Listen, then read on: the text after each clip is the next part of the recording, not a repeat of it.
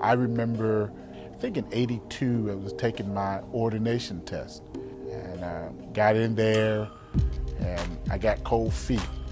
And I just felt like I wasn't ready for the test, and I was scared, and for various reasons. And so I made up my mind, I'm not taking the test. So I turned around and walked out of the Civic Center and got about a few feet from the door, and who did I run into?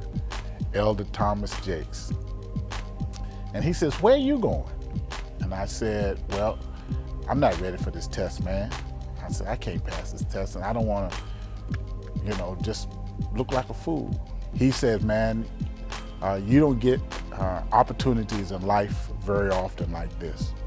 And he said, "So you need to take advantage of this." He says, "Now I want you to go right back in there and take that test." Mind you, I wasn't a member, we were just friends. He says, I know you'll do good." Mm-hmm. And obviously I went back in and I passed that test. Mm-hmm. But it was his encouraging words that turned me around when I was about to quit. What I remember about Bishop that I love is how he spoke into my life. He may not even remember this. This is before my husband and I got married. But he came to my church and ran revival.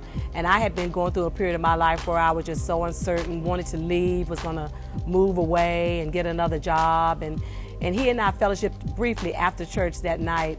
And as he ministered to me, the very pertinent words that he said that made an impact in my life was, he said, "Bev," he said, "God's gonna allow you to leave, but he wants to bless you here first." But not long after that, then I became engaged to my husband. And I thank God that, God allowed that word to permeate. I still went for the interview. By the time that I came around to get the job, and they did offer me the job, we were engaged.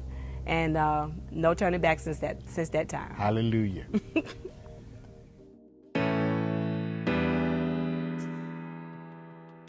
One story that I remember the most was when Bishop was 13 years old.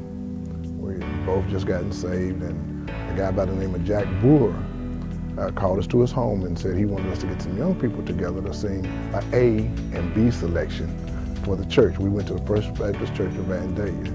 And of course, as Bishop being who he is, he took the job very serious. And so I'm on the basketball court going down, getting ready to do this James Worthy slam dunk, and out the corner of my eye, I see him standing over, beckoning for me to come on. It's time to go to choir rehearsal. I said, "But it's only 4:30. He said, "But if you don't come now, you're not going to come." I said, "But I can see the church." "Wes, let's go now." And when he practiced us from 7 o'clock to 10:30 for 2 songs, that A and B selection. But needless to say, on Easter morning, when we did our selections, we got a standing ovation, and we became the young adult choir.